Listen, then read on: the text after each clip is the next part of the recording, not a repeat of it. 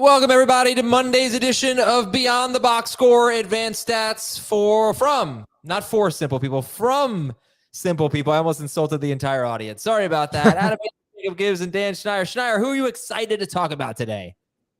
I'm very, very excited to talk about a few players. One being Khalil Herbert.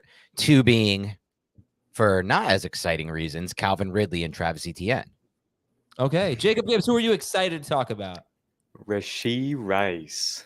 Oh, wow. Okay. All right. Rashee Rice with 3 catches yesterday. Hey, we need to get Heath on here. I'm excited for Rashee Rice. Yeah, he hasn't done anything. He hasn't had the big breakout yet, but that's part of why I'm so excited for him. I can get him cheap. I feel like I've been the Rashee Rice guy. I don't need Heath. I've been all about it. Stash Rashee Rice. Stash Rashee Rice. 38% rostered. He led the non-Kelsey team in targets, other than Kelsey. I tweeted the other day the target per route run rate leaders, and then I get all caps Heath yelling at me, "Lower the qualifier to 39 routes, you coward!"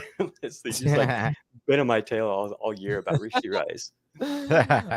Listen, I had a hot take. I have some hot takes, but the first one I was going to say was I definitely want Josh Allen ahead of Patrick Mahomes, and I thought about I probably still do. Let's talk about this Jets-Chiefs game, 23-20. Chiefs beat the Jets. Today we have our 5 big topics. I'll give you a little sneak peek. We'll talk about the Texans passing game. A lot of questions about that. 3 straight games with right around 25 fantasy points in 6-point leagues for C.J. Stroud. Buy low and sell high. DJ Moore and Justin Fields, what we think about them, with Justin Fields coming off by far his best passing game ever. How to separate news from noise, like Ezekiel Elliott's going to play more, those types of things. And Jacob Gibbs was right about Khalil Herbert. That was one of the comments we got. So that's one of our topics. What was his reasoning and where do I get those data? So we'll talk about all of that. But first, we'll start with Chiefs Jets. And yeah, I'm a little disappointed with Mahomes. I'm not going to lie. He's the number 5 quarterback in 6-point per passing touchdown leagues. He's number 4 in 4-point. He's running a ton. But look at his upcoming schedule. And I know this doesn't usually matter for Patrick Mahomes. But is he going to be QB1? Is he going to be amazing? Because he's only been that once this year. He had 2 good games, good, very good, great, and then bad last night for Mahomes. But he is facing teams, his upcoming schedule, these teams rank 23rd, 32nd, 28th, 32nd, 29th, 30th, and 27th against quarterbacks. So even though he's still great, he could be even better. But I'm not feeling so great about the Chiefs offense. Maybe they just need to get these great matchups coming up here, Jacob. But I'm not they're great, they're good, but they're not what we expected right now. I think they're still figuring things out. I think going into the year, everybody kind of knew that was going to be the case with such young receivers. And I really do think that Rashee Rice is going to make a difference when he gets on the field a lot more. He's drawn targets at one of the highest rates of any player in the league. And we're starting to see him continue to be acclimated into the offense. I think they'll figure it out. The Chiefs, they're weirdly the youngest team in the NFL, one of the very youngest teams in the NFL. And they've done this. We talked about how good their cornerback group is. They just kind of do this, I think, as a way to extend Patrick Mahomes' window. And that's where they're at with the wide receiver room right now. Is other than Marquez Valdes-Scantling, it's very, very young. I think it'll get figured out. I think it's still the one. How are we feeling about? Go ahead, Dan. Yeah. My thoughts on this offense are interesting. So we have a little bit of a carryover effect from last year. I'll decide if they're interesting. Okay, you can give me your thoughts. We'll decide if they're interesting. And by the way, for those who don't know, I'll be meeting up with Adam tonight at the Giants game, one of the only games we get to go to. I can't wait to just box him out immediately when I get there, give him a little bully type push, just to really let him know, who is the better athlete and who's the stronger man. I was still shocked the first time I saw Adam, when he was taller than me. When you look at Adam, you just get the feeling he's 5'6", but he's actually almost 6 foot, it feels like. Though he'll tell me that's really 5'10", and that proves that I'm even shorter. I'm not even 5'9". I have to round up. Don't say that. Don't say that, because that means I'm not even 5'8". But back to the analysis here. Here are my thoughts on the Chiefs offense. There's a little bit of a carryover effect from last year when teams took away the big play, and the Chiefs were able to beat that with efficiency, understanding where to sit in zones. And this year, they haven't scored a passing touchdown of more than 10 yards the entire season. And we're now 4 weeks into the season. That's carrying over, getting worse. It's interesting for me to watch the Jets defense, which doesn't play a lot of play too high against the Chiefs. That's going to happen all year. And last year, they beat it with Travis Kelce. This year, I got to be honest with you guys. I don't have any data to back this up, and I'm curious to get your take on this. eye test wise, Travis Kelce does not look that healthy to me. He doesn't look the same. He doesn't look as explosive with his route running or after the catch is where I really notice it. And there's been some weird reps from Mahomes too. The ball he threw to Marquez Valdes-Scantling last night that bounced to him on the deep ball, I was like, that never happens with Mahomes. I never see him underthrowing receivers ever. So I have weird vibes going on with the Chiefs right now, mostly stemming from Kelce to me, who doesn't look the same, and from teams continuing to play the same way, that top-down defense against the Chiefs. And you really need to be so efficient to beat those kinds of defenses. And right now, without the chemistry between Rashee Rice and Patrick Mahomes, or, Sky Moore and Patrick Mahomes, who didn't play a lot last year, is now playing a ton of snaps. Kadarius Toney and Patrick Mahomes, who doesn't ever play because he's always injured. Right. So I guess he played and made it through this game. There's not enough chemistry to beat the zones and to beat this style of defense. They need to know where they're going to be at. The timing has to be impeccable. Mm-hmm. So I am a little concerned. I don't have Mahomes as the QB1 rest of way. You don't think that'll improve, though? It will improve, I hope. But, it all, to me, depends on if Kelce can be Kelce. And I'm very nervous about what I've seen from Kelce right now, which I shouldn't be saying right now for those listening in case our boss Adi is listening, because we have an interesting trade discussion going on with Kelce, and I'll be moving Kelce potentially. So I don't want to go too hard into that, but just kidding. I'll reveal all. I don't know. Do you guys feel like Kelce is moving the same way post-catch? I can't comment on that, but I can tell you that he's averaging 6.2 yards per target, I think. Or is it 5.2 yards per target? It's really low. 5.6, right in the middle. 5.6 yards per target, which is horrible. And for Kelce, his career average is 9 yards per target. And I did have that thought that, the Chiefs offense doesn't really look like itself. And is that because Travis Kelce hurried back from a knee injury and isn't quite right yet? Those types of things I feel like they tend to resolve themselves throughout the year. But I also think they're missing the juju of this offense, which hopefully becomes Rashee Rice. Yes. Yeah. I also think they're a lot worse with blanking on his name right now. The Jaguars right tackle, the tackle who they signed to play right tackle. Juwan Taylor. Juwan Taylor. They are a worse offensive line this year with Juwan Taylor out there. He's having a really bad year. Yeah. All right. Well, we don't have to spend a ton of time. Look, I guess this was just, I thought, an interesting topic because Allen was better than Mahomes in 2021. He was better than Mahomes before the shoulder injury last year. Right. I don't really see a reason not to move Mahomes from QB1 personally. Obviously, Anthony Richardson is going to be QB1 anyway, so it's all a moot point. On the Jets side, Pacheco, by the way, had a great game, and just looks like he's going to have a good year. So let's go to the Jets side of the ball. Jacob, any thoughts on the Jets? The volume was there for Garrett Wilson. I think that was actually kind of a bottom range of outcomes game for him, given how well Zach Wilson played. And if we can get the problem with the Jets previously has been that their rush rate has been way too high because it feels like they're just not comfortable with everything. Zach Wilson, an offense that was probably going to be mostly led by Aaron Rodgers, and now it's Nathaniel Hackett with a different quarterback. They've just been super, super conservative. But if we can get those volume numbers up a little bit, then maybe Wilson can get there. He's been somebody I've been super out on, but that was what stood out to me. And then Breece Hall continues to play a little bit more. His route participation went up again for the fourth straight week. Yeah, I would add a while before I trust him, though. I mean, we need to see more than 6 carries or whatever it is. I know he's really good. And how about this stat? Sorry to cut you off, Dan, but this is beyond the box score after all. My Jets fan friend just fired up about the penalties last night and the non-call when Jermaine Johnson was getting held on the Mahomes run. But he also said, this is from Michael Nania. I don't know. Michael Nania, the best there is in Jets analysis. Okay, Michael Nania says, 14 plays with Dalvin Cook on the field. The Jets averaged 3.4 yards per play. They had 2 first downs. 43 plays with Cook off the field. They averaged 6.8 yards per play. That's double. And they had 16 first downs. I mean, it could be some coincidence, but hopefully we'll get some momentum here for Breece Hall. But I think you got to see it first. You got to see more of a workload first before you trust him. And can we wrap on that, Dan? I'm sorry to cut you off. I just want to get to some other stuff. Just a quick thing I was going to say. It looked for the first time all year like the Jets are actually running a real offense with Zach Wilson instead of trying to do run, pass on third down, try to win a game 10-7. And that's just going to be better for the entire offense. Garrett Wilson, Breece Hall. And early, I thought they were going to finally feature Breece Hall. It looked like it early in the first quarter and second quarter, and then they kind of went away from that. And I think you got to let this guy get in a rhythm. So that's all I have to say on that. Okay. I've got some comments here about Dan's height. Dan Can is 5'4". Dan is too small. Dan is the Muggsy Bogues of FFT. That explains it. Dan isn't sitting on the can. He's standing on a crate. That was good.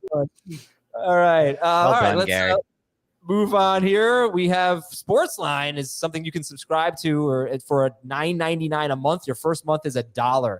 Go to sportsline.com. All this great stuff you hear from Jacob, there's about 100 times more of it on sportsline.com. Plus, it's really a gambling site, too. You get great picks from computer simulations from our experts for $9.99 a month. Most gambling sites cost a fortune. So this is terrific. Go to sportsline.com and sign up right now for fantasy and gambling advice. DFS, if you want to win money on DFS, we got Mike McLaughlin and some others that are just amazing at it. So check that out. Also, our live stream tonight at 7:30 p.m. Eastern. I will not be there because Dan and I are going to be tailgating in theory. It's depending on the traffic. But we will have a stream tonight at 7:30 p.m. YouTube.com/fantasyfootball today, plus Thursday night at 7:30 p.m. before the game, and Sunday mornings, 11:30 a.m. We have big crowds on Sunday mornings. We have a lot of fun. Please join the fun. News and notes, Justin Herbert, I think he has a fractured finger. He messed up his finger pretty bad. It's on his non-throwing hand, but he's going to be okay. Shouldn't miss any time. They have a bye week. Kenny Pickett might miss some time. Mitchell Trubisky came in and looked horrible, but I don't know that he's going to be much worse than Kenny Pickett. They have Baltimore and then a bye. Mac Jones will remain the starter. Javonte Williams has a hip injury. It doesn't appear too serious, but we're going to talk about Jaleel McLaughlin today. And can I call him Achane Light? It's like the same thing. He's like really fast. Looks like he needs more touches. He's elusive. He had whatever this means, he had a 100% avoid rate on his 7 carries in week 4, Jaleel McLaughlin. So he's avoiding tackles a lot. All right, we'll talk about him a little bit more. Typically, people who reference stats don't start by saying whatever this means. Well, I was asking Jacob. Devontae Adams hurt his shoulder. He was able to return to the game, but he's in a lot of pain. So we'll see if he's able to play this week against the Packers. Devontae Adams. Mike Evans, hamstring. T. Higgins, fractured ribs. Pat Fryermuth, hamstring. And some others. Chase Claypool, fired. Teron Armstead for the Dolphins. He left in the second quarter. Thank you, Dad, for laughing for 10 seconds later. I appreciate that. That was funny. The Bears gave him the 34th pick in the draft for Chase Claypool. What a disaster that trade was, and it was so obviously bad at the time. But right now, if the season ended today, the Bears would have the first pick in the draft. And the Bears would have the second pick in the draft. Yeah. They would have the first 2 picks. Can you imagine if they land on that and they could go Caleb Williams and Marvin Harrison Jr.? That is epic. That'd be awesome. Mike Tomlin said changes are coming. # blame Canada. You do that? That's good. Thank you. You're on fire today with these. Thank you. I'm using all my good jokes. I'm going to have nothing left by the time we get to the tailgate. Yeah, I know. And I did some Googling. I want to know what you guys think of these Google results. I Googled, and maybe I'll try a different search engine. I don't know. Do biomedical engineers have photographic memories? And honestly, Jacob, I couldn't find anything. There was just seemed to be no correlation. I'll show you the Mina Kimes article back from ESPN like 2-3 years ago on Justin Herbert, where I think this is briefly touched on.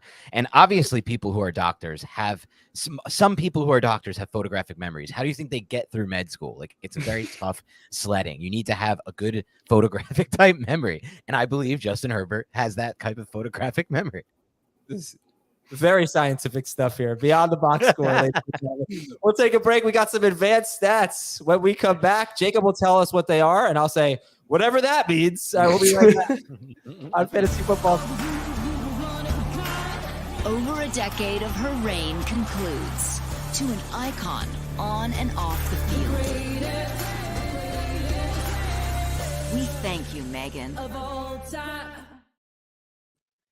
All right, time for advanced stats from an advanced person. I've got some on Michael Wilson and Jaleel McLaughlin, who I figure are going to be 2 hot waiver wire priorities. But first, let's hear what Jacob has to say. What do you got, Jacob?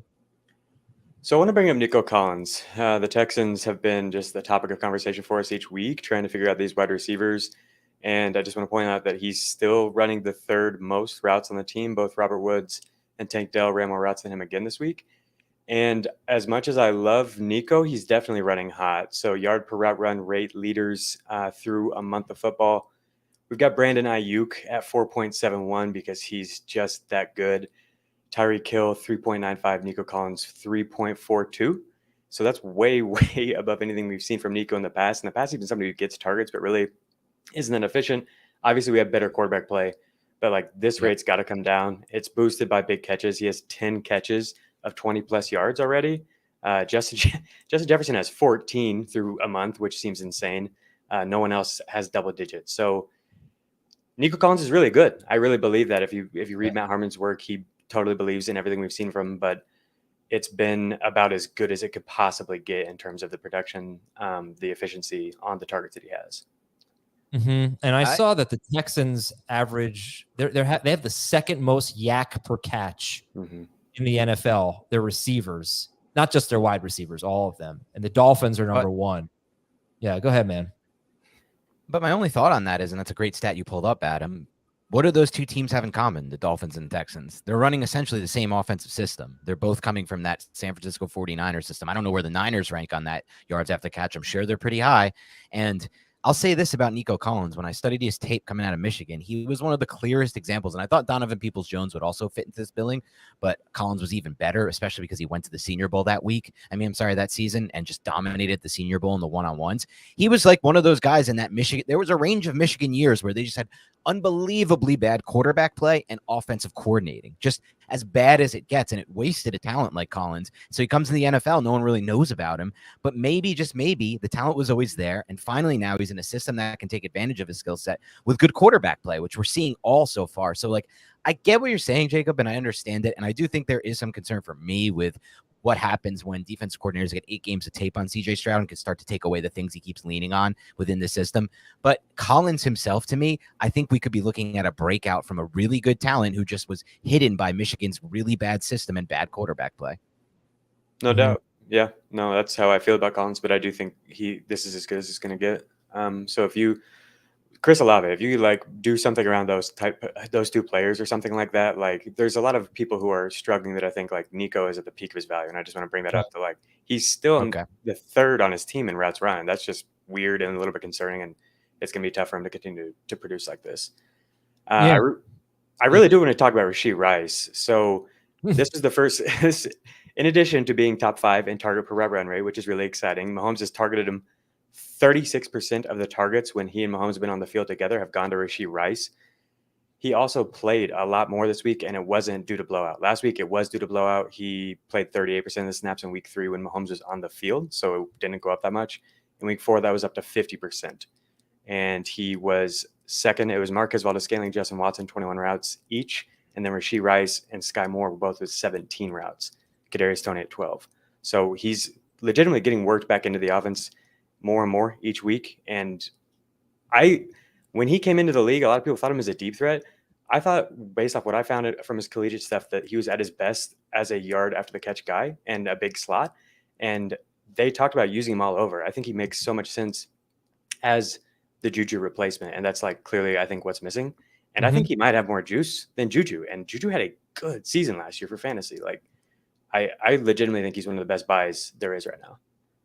Yeah, go ahead and pick him up off waivers. Rashee Rice. Would you, if you had to pick up one receiver, would you pick up Michael Wilson coming off a huge game, or Rashee Rice? I have serious concerns about Wilson from a prospect profile standpoint. I'm curious what you think, Dan. Analytically, I just don't like what I saw at all. He was always hurt. He was always prospect hurt. Profile. Yes, Michael I'll say this about Michael Wilson.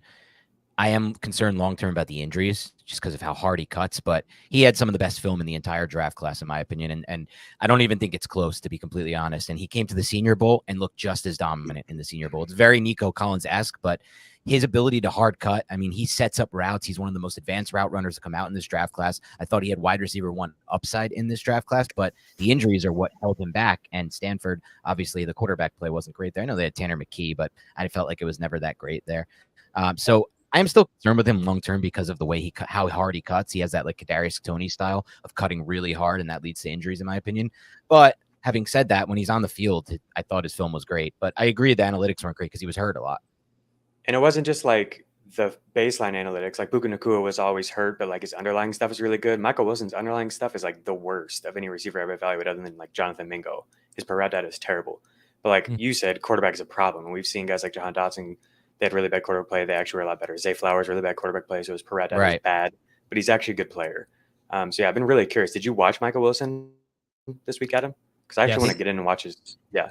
Well, so I didn't watch his routes. I watched his targets, so I didn't have time to watch all of the routes. But Michael Wilson, he leads all wide receivers, minimum of 80 routes run in explosive catch rate. I think that's a 17-yard catch as defined by True Media. The top 6 in that category are Wilson, Josh Reynolds, DK Metcalf, Olamide Zaccheaus, who only has 3 catches, Jalen Waddle, and Nico Collins. You get a lot of guys, explosive catch rate. You get a lot of guys who, like a Darius Slayton, who pretty much only get targeted deep. When they do catch the ball, it's a big play. I thought he looked excellent. He had a 69-yard catch and run against the Cowboys last week that was on busted coverage, so he was wide open. What I found interesting was it's easy to say, oh, Josh Dobbs looked good if you didn't really watch the tape, watch the game. But I went back and I did watch a lot of his deep throw. I watched all of Josh Dobbs' deep throws. He has been a horrible deep ball thrower, except when he's throwing to Michael Wilson. He's thrown 3 deep balls to Wilson, and he's completed all of them. Overall, so actually I took out week 1 because Dobbs didn't really play that well in week 1. He played Washington. Since then, he's completed 5 of 13 passes of 20 or more air yards, 0 of 5 on throws of 30 or more air yards. So he's been horrible. Like Justin Fields is 0 of 6. Mac Jones is 0 of 6. Dobbs is 0 of 5. These guys are not throwing the ball. His off-target rate, Dobbs' off-target rate is one of the worst in the NFL. But when he targets Michael Wilson, he's dropping dimes. He's missing everyone else, and he's throwing these amazing throws to Wilson. So I wonder what that's all about. Seems a little fluky. But I have to say, Wilson looked really good. He had a nice catch, a short yardage catch. He picked up a first down on. He made a nice play, made a nice double move, I think, on his touchdown. So I was impressed. But having to be such a downfield guy, 10-plus yard route depth, super high ADOT, I don't love that profile personally. And I think I had a little bit of a reality check on Josh Dobbs. In my mind, Dobbs is playing really well, but I think he's probably not playing that well. I think it's probably a little bit of Baker Mayfield-like, except he's rushing. He's like the second most rushing yards among quarterbacks, so there helps his fantasy production. So I would say Jamie called Michael Wilson a must-add. I would say there's probably a team in your league that needs Michael Wilson. It may not be your team, if you're good at wide receiver. But yeah, he's probably should be something like 40 to 50% rostered instead of like 5% that he is now. I don't know if that was a decent breakdown. Yeah, that was a good breakdown. I'd clearly rather have Josh Palmer. It's just like a recent waiver guy. I would much rather have him. Even with Quentin Johnston, who's done nothing. I think there's a lot more upside with Johnston, so I'm going to say yes. Even with everything we've said about Michael Wilson, he's only been targeted on 15.5% of his routes, which was a problem at the collegiate level as well. And you've talked about just the type of role that he's playing. It's going to be really, really inconsistent, even if he does give weeks like this. And it's possible this is like the only good, really this like explosive performance we'll see all year, just because I don't expect Arizona to be producing very many points. And so like it's just going to be really hard within that framework for him to be fantasy relevant. Okay. Any other advanced stats you want to give?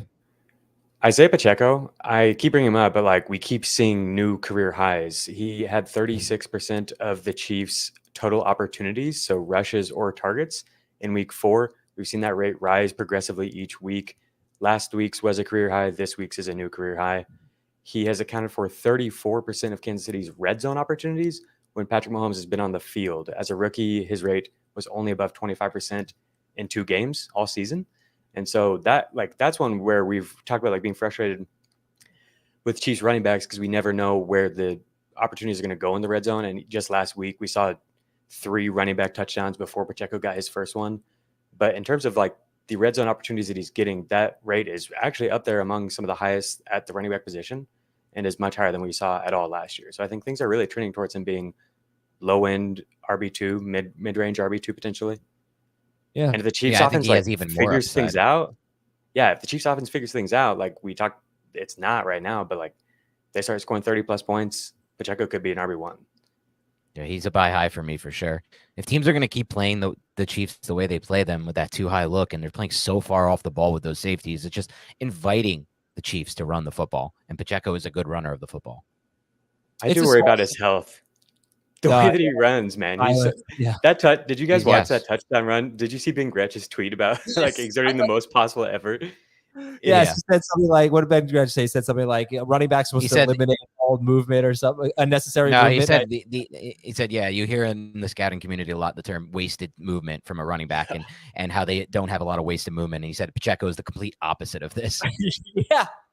I noticed that when I was watching his highlights from YouTube, from Rutgers on YouTube. It's For sure.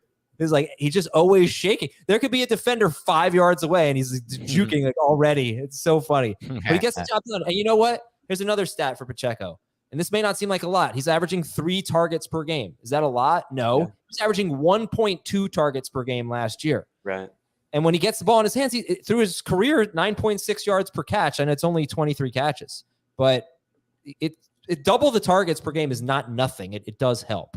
I think the touchdowns are still a concern, though, personally. He was the bottom of the barrel when it came to running back targets last year in terms of per route rate, like the absolute bottom. And now his route participation is much higher, and he's getting targeted at a higher rate.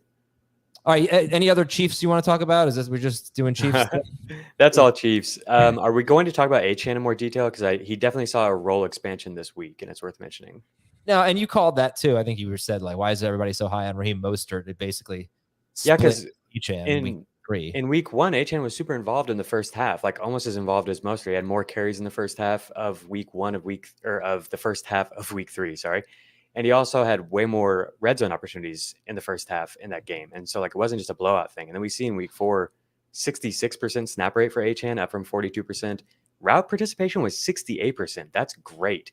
They don't throw to the running backs a ton, but like, that's really, really high. That shocked me. And then over the past 2 games, he has 10 opportunities from inside the 10-yard line, and Raheem Mostert only has 2. Yeah, he's incredible. I don't know what else to say. I mean, he's just stats, eyeball test, basic stats, advanced, whatever it is. The dude's freaking incredible. Just let me answer this question here from Senor Football. Do you guys prefer Swift or Pacheco rest of season? That's really tough. I think I'm going to go with Swift. I'm going to go with Swift as well, but it's close, and I like them both a lot as buy high guys. All right. I only have one advanced stat to give. Well, I gave all my Michael Wilson stuff, but I wanted to talk about Jaleel McLaughlin. He did have a 100% avoid rate. He averaged 8 yards after contact per carry, which was second best in week 4 behind Devon Achane. And on a smaller scale, on a lesser scale, what I'm seeing from him does remind me a little bit of Achane. And I don't know, like, I'm not qualified to say this, but Javonte Williams just doesn't really look fast right now. And it kind of it should be expected after tearing his ACL last year, right? Like, he's had some good runs. I watched most of his carries this morning. He had some good runs. I think the vision looks pretty good. He's making something out of nothing, but he's not breaking away really. And McLaughlin is just like kind of shot out of a cannon, and he's small, just like Achane. He's like 65% of Achane, basically. Like, but he's like 5'7", 185 pounds. But I don't know. It gives them a different dimension. He gives them a different change of pace. And he was really elusive in week 4. I was very impressed with McLaughlin. Apparently, Williams may not miss any time with this injury, so I don't know what to make of it. But I don't think P. Ryan's a big factor. And I think they've got a chance here with McLaughlin. If they want to be a little bit bold, they got a chance here to revive their run game a little bit. I don't feel like you guys are feeling the same way, though. I thought he looked great, and they loved him in the preseason. Oh, okay, good. Whew. I didn't have a chance to watch his tape this week, so I'll get back to you on that. Yeah, okay. Every time he gets the ball, it's like, who's that? Like, Exactly. there's life in the Denver offense for the first time in 2 years. Yeah, the Denver offense. The Denver offense has done a lot of it's not necessarily garbage time, but it's been a lot of late, the Hail Mary, the comeback against the Bears. Yeah, I don't think they've been that good, but McLaughlin maybe can inject a little life into them. I almost want Williams to miss a game so McLaughlin could get some run. So the Jaguars struggled again offensively, Dan, and you took a look at Etienne and Ridley. What'd you see? Yeah, broke down Etienne and Ridley. Let's start with Etienne. They're running a lot of inside zone, and obviously inside zone can be a little bit confusing to chart with duo because duo and inside zone look a lot alike. But when I watched Travis Etienne find success last year, it was a lot of times with gap schemes, some pin and pull concepts. They finally ran a pin and pull concept late in the game. He picked up 6 yards, probably the best run of the game. But the thing with Etienne right now is, one, he had a tough matchup. The Falcons are incredibly gap sound in this game. I mean, you could see it throughout the game. It was some of the most disciplined run defense I've seen. And I looked at the numbers, and they're not even really a top 15 run defense by EPA. They were 18th, the Falcons. So I was surprised by that. Calais Campbell had an amazing game. Sorry, wait a second.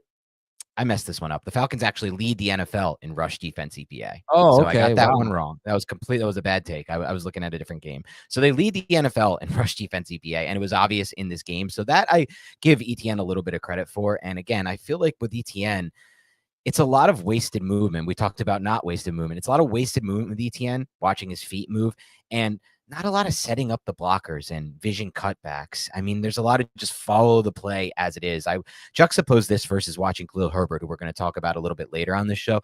And it's honestly just like watching two completely different backs. And I like watching the Khalil Herbert style better because there's very little wasted movement in the backfield. He sets up his blocks and he uses the cutback lane a lot instead of just following the play as it's designed to the play side. And I think that kind of hurts Etienne unless they're going to start doing more of what I said earlier, which is that power gap pin pull concept stuff that really worked for the Jaguars last season. I don't really know why they went away from it in this game. I haven't watched a lot of Etienne tape before this, so I don't know if it's a new thing for the season. Maybe it's something that they brought in to, use more inside zone and duo this year. I'm not exactly sure, but it's not really working for them. And it didn't work in this game. There weren't a lot of cutback lanes, really. There weren't a lot of lanes, really, for Etienne in this game. One of the best run defense games I've seen all season. Calais Campbell, what an addition for the Falcons. They got him for $7 million when the Giants are paying $8 million to Achane Robinson, who looks nothing like him on tape, to be completely honest. So I think a lot of this was the matchup, guys, but this is my biggest concern with Etienne coming into the season. Like, there's not that much of a role in the passing game, right? And it's going to come down to kind of. They set up a screen for him. Like, he was so. You saw that screen. He was so close to breaking that. Whoever made that tackle, that was a great tackle. He was close to breaking it, but it was really well set up. I don't know how much of that was Etienne. It was good design and setup, but like in the actual check down game, that's not, Lawrence isn't looking for him a lot outside of the design stuff in the passing game. And then the touchdowns, it's like, this is my problem with Etienne when we were drafting him in round 3 and why I never got him, because I don't know where the points come from outside of outside of rushing efficiency, which isn't going to happen every game. The Jaguars offensive line didn't block well. They brought in extra blockers to help it. They brought in a third offensive tackle on some plays. It worked a little bit, but didn't work for the most part. So this was a tough matchup. I'm going to chalk it up to that, but I just am not a big fan of how Etienne runs with the football. Okay. Ridley, 2 targets, was lucky enough to get wide open on a busted coverage there. Yes. What did you see from him? So Ridley, I'm going to start with a Jacob Gibbs stat. The Jacksonville Jaguars target share over the past 3 games, 29% Christian Kirk, 22% Evan Ingram, 15% Calvin Ridley, 10% Travis Etienne. In this game, AJ Terrell played him, shadowed him almost the entire game. And he beat him on the first snap with press man jam technique. It was an easy win for him. And then he just played a lot of press man without the jam throughout the rest of the game. And he stayed with him on almost every single snap. First play, the second possession was another win for Terrell. The touchdown was on a busted coverage. I don't really think that's impressive by Ridley at all. The switch release to get a free release with 2:05 left in the first quarter. Terrell's playing off coverage for the first time all game. Everything else was press man. Ridley tries to throttle down, rip a vertical. Terrell's right with him step for step. 11:57 was the first time I even saw Terrell not lined up against Ridley. They finally moved Ridley to the slot where he got a free release, vertical up the seam, but he didn't really create much separation despite the design to get him the free release with the switch release, in the slot. The second catch of the game he had was just not really him beating AJ Terrell. It was a design rollout right, quick out, no yards after the catch.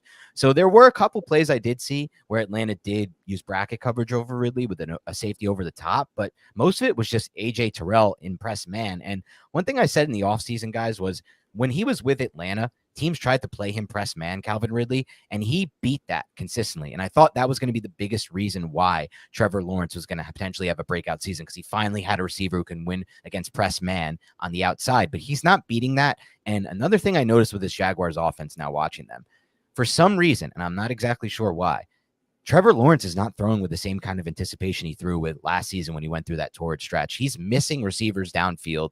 He's not processing the field the same way he did last season. And it's a big problem right now for the Jacksonville Jaguars offense, in addition to Calvin Ridley not beating press man. But some of this is matchup, right? Like, it's the first game I studied. Calvin Ridley faces AJ Terrell, probably one of the best press man corners in the NFL. What happens when he faces, corners who he can beat in press man? Will it make things more easy for Trevor Lawrence? Week 1 it was, right? He just kept throwing to Calvin Ridley because he kept beating that coverage. But I'm not exactly sure that will happen every week. And I am a little bit concerned with Trevor Lawrence's anticipatory throwing and processing right now.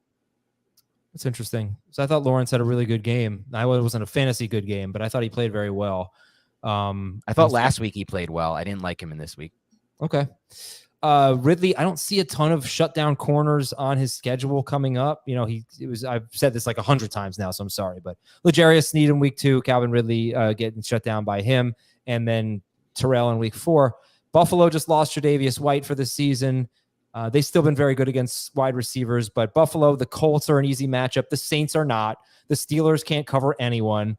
San Francisco, it's debatable. Tennessee, Houston, maybe. But I don't see a ton of tough corners. Maybe later in the year if Cleveland and Baltimore are healthy.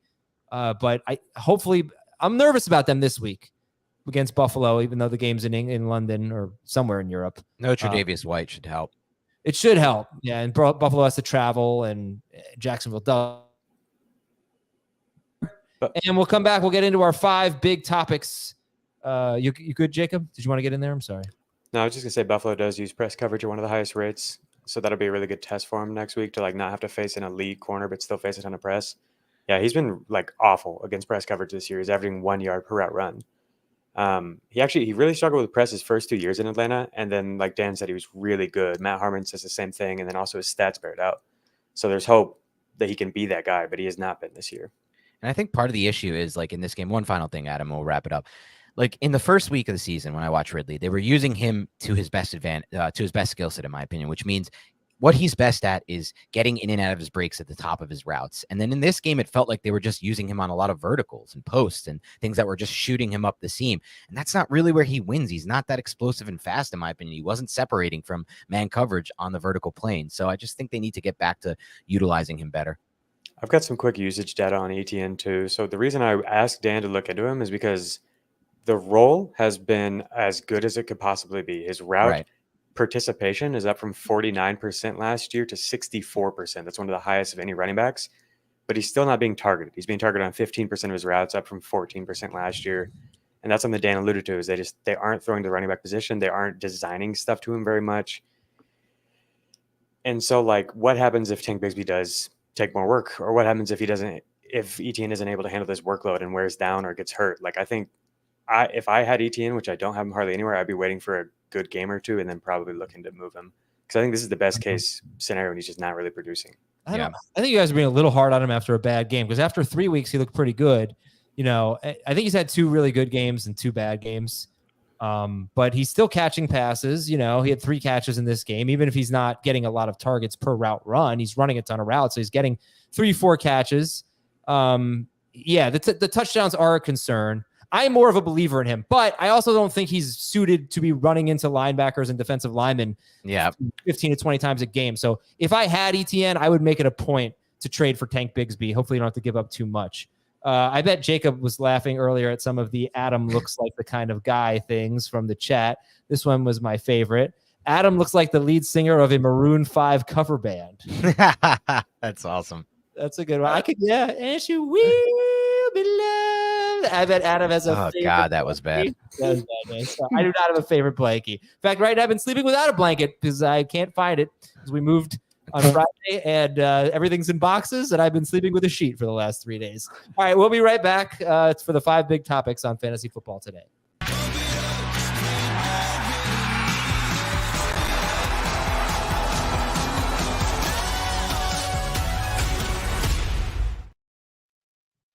All right, welcome back here. Adam Azer here with Dan Schneier and Jacob Gibbs. In 12 minutes? What do you think? Yeah, we got this. Okay. You and I have it. I don't know about Dan. This one's from Benjamin Murray. Hidden gems versus fool's gold. After 4 weeks, who has underperformed but will eventually be really good, and who has played well but we expect them to decline soon? Jacob, you can have the first word. Tajay Spears, the most clear hidden gem to me. He's been unbelievable. PFF loves him in terms of what he's done as a rusher and a pass blocker. He's been better than Derrick Henry in both aspects. He's getting a lot of snaps, and if anything were to happen to Henry, I think he would be the guy. I think he would be like a top 15, top 12 type of fantasy running back. He's been really, really good. We've already talked about Rashee Rice. I also want to bring up Jordan Addison coming off a 0-target game. If you can go buy him. The Vikings ran 48 plays this past week, which is like less than 1 percentile, first percentile of games since the start of 2022. So like that's not going to happen again. That was just a bad run out for him, but he still ran a route on almost 75% of the dropbacks, and he's looked really good. The last guy I want to bring up is Chris Olave. Like I don't know if you can call him a hidden gem. Everybody knows Chris Olave is good, obviously, but bad game last week. He hasn't found the end zone yet, but he's still drawing targets at a really high rate. All the underlying stuff looks really, really good for Olave. He's just a stud. Well, but you know, the detractors would say Kamara comes back and Olave disappears. And I don't know. I am assuming Derek Carr's shoulder had something to do with the fact that he threw 14 passes to Kamara, but that's a short-term concern for me. Yeah, I think that's fair. Short-term. Yeah. Okay. Yeah, I was laughing at some of the Adam looks like the kind of guy that would highlight the comment that shows him in the best light of an Adam looks like. So freaking true. He always highlights the best comments from him and the worst from me. Adam lets his wife change the tire on the side of the road. LOL. That is so true. That is so freaking true. And by the way, the other day, about 2 months ago, I had a flat tire. And for the first time in my life, I changed a tire. I went on YouTube and I looked it up. And I made it happen. And you know what? It felt so good. It seems like the simplest thing, but as somebody like me, no one would ever describe me as a man's man. I am not handsy. I am not good with tools. But you know what? I figured it out, and it felt great to figure that actually out. I don't know if Adam's ever done it. If you think that I'm the kind of guy who would let my wife change the tire, you are crazy. I would absolutely call someone to help. All right.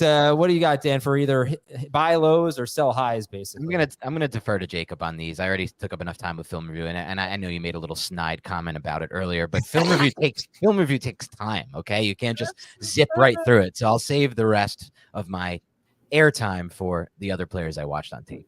Well, Jalen Waddle, I think, is such a buy low, right? I mean, I know it's been a struggle. He had a touchdown called back. I don't have any underlying data or anything like that. He's just Jalen Waddle. He's too damn good. He's going to get going. I'm wondering. We have a question about this later, but yes, I would sell high on. Sorry, Schaefer put a buy low up. There we go. Sell high. There we go. The lower third matches. I would sell high on DJ Moore. Justin Fields just had the best game, not even close, the best passing game of his career.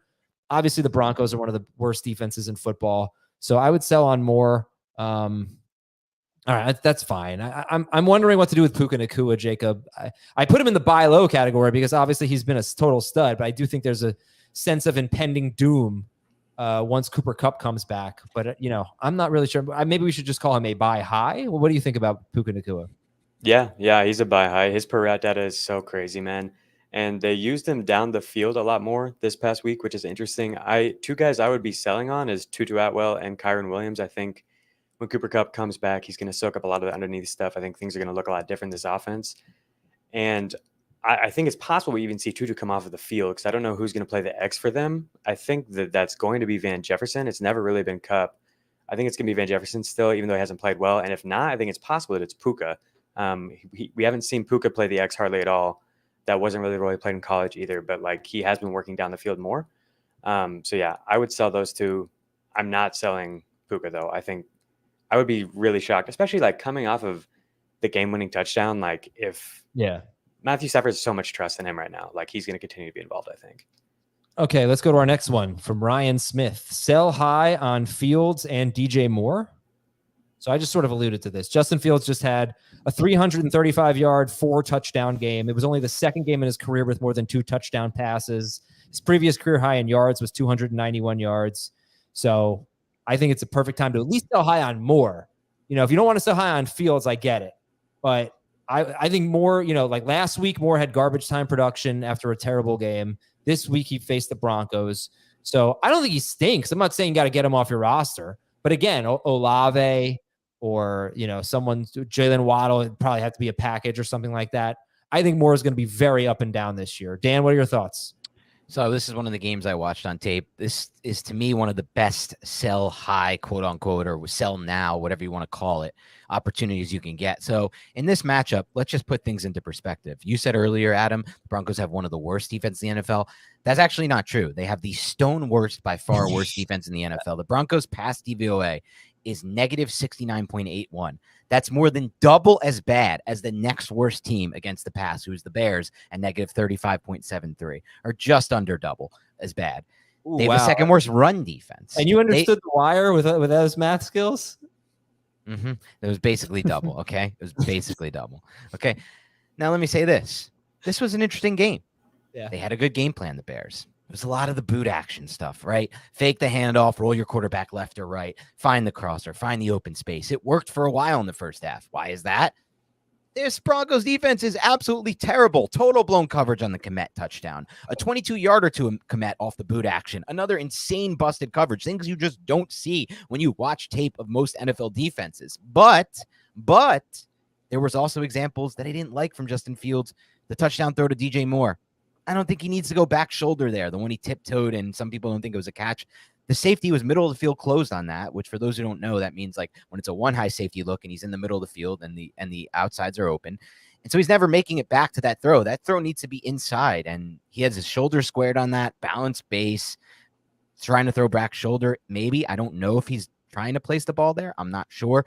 But what we saw in the second half was, once the Broncos kind of figured out what the Bears were doing with this boot action stuff, and this is similar to what happened to the Giants last season when they opened up their season for the first 8 games, running a very similar style offense, and then defenses figured it out.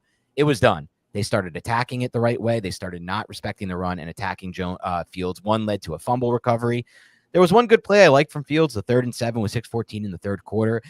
This was one of the best plays I've ever seen from Justin Fields, just because he worked through his full progression away from the first and second reads on the play side to hit the backside crosser. That's something you don't see a lot. But again, that fourth quarter fumble on the boot action play, it was just like, yep, we figured this out. The Broncos, as bad as we are as a defense, and yeah, like I said, they are the by far worst defense in the NFL right now, to an insane level, busted coverages left and right. They still figured out the game plan, and I don't think Bears can just roll that game plan back every single week against better defenses who are more disciplined.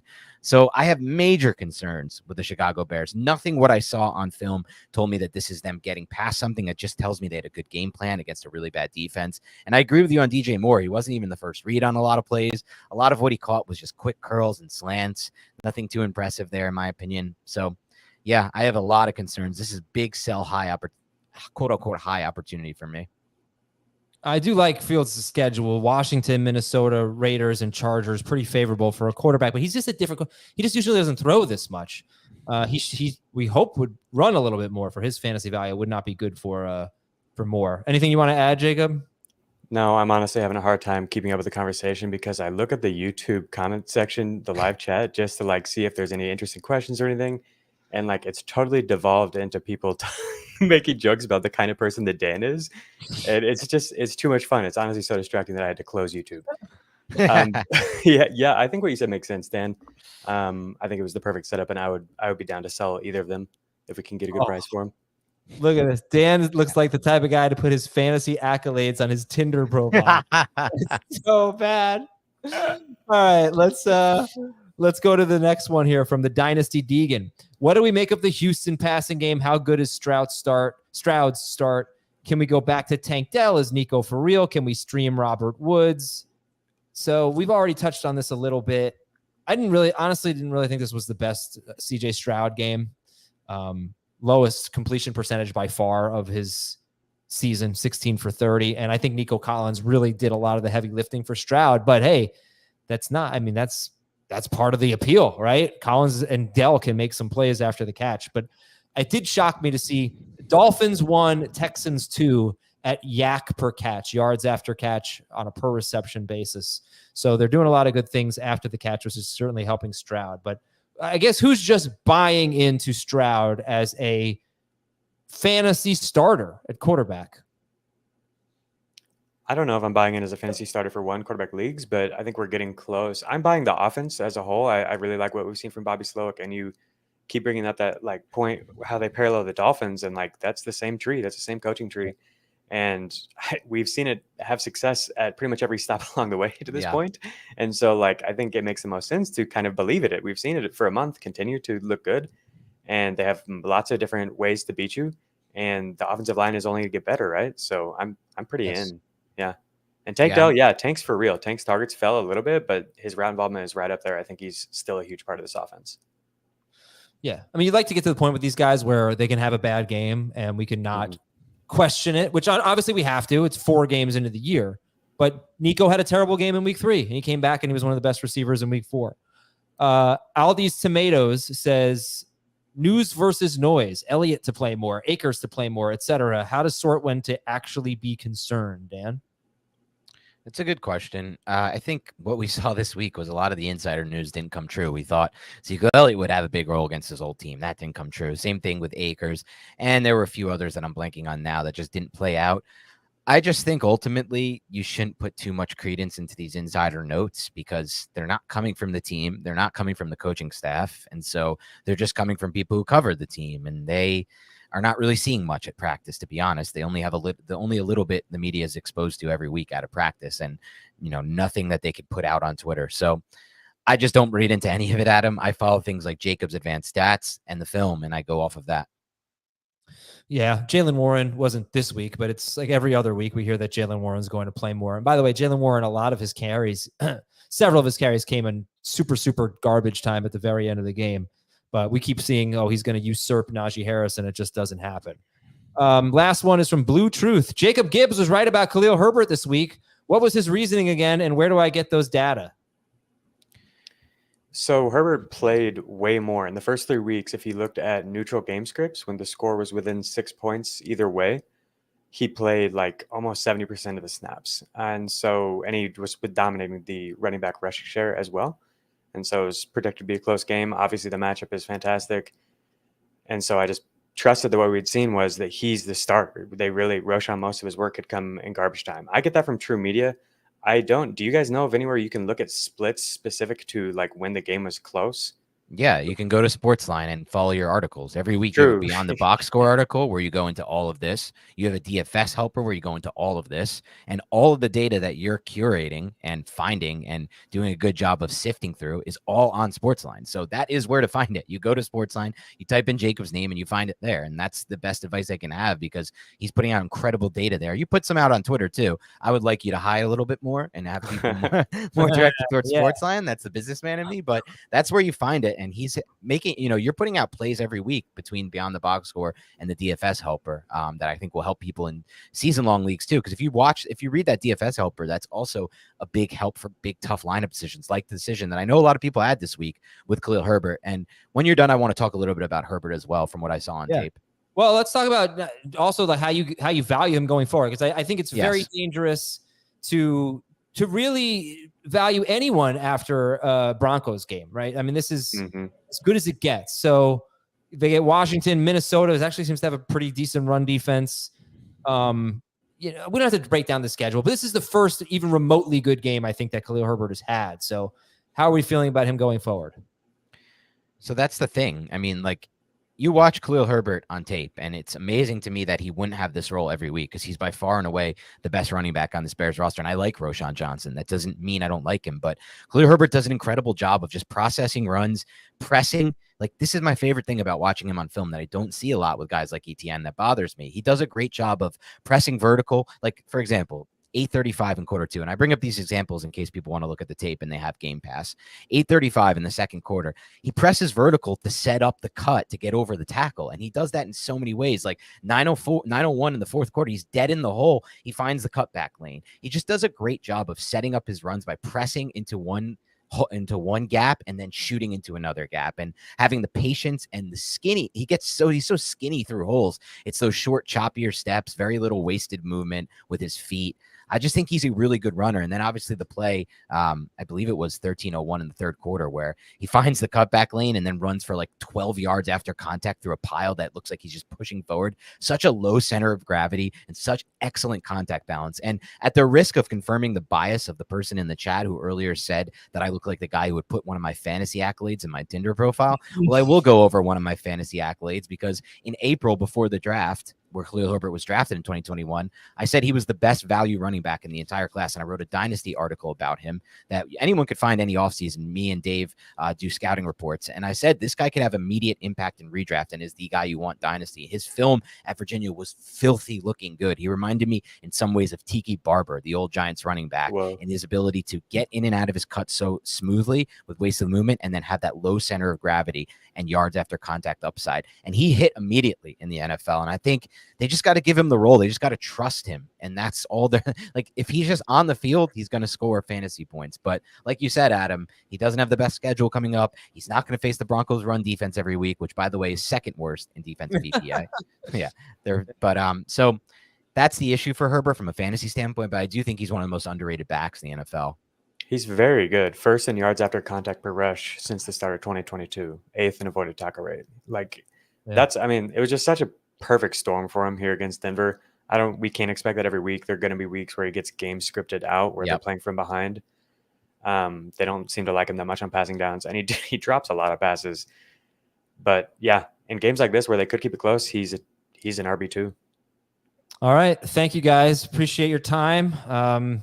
Just going to throw this up there because I always pick on Dan, but this is from Andrew. I can't get over how funny Dan is. Such good comedic timing. Thank you, Andrew. He watches a lot of TV. Yeah, he does. He has a laugh track in his head. And then DC Valentine. I heard a plop, Dan. Yeah, listen, it's been a long show. I drank a lot of water. Yeah, all right. Well, listen, I'll be towering over Dan Schneider at MetLife Stadium tonight. I have some plans to meet up with some listeners, so hope to do that. And we'll talk to you tomorrow with the waiver wire. Actually, we'll talk to you tonight at 7:30. Check out the live stream tonight to get you ready for the game and answer any questions you have. And waiver wire tomorrow morning. Thanks for watching and listening, everybody. Have a good one.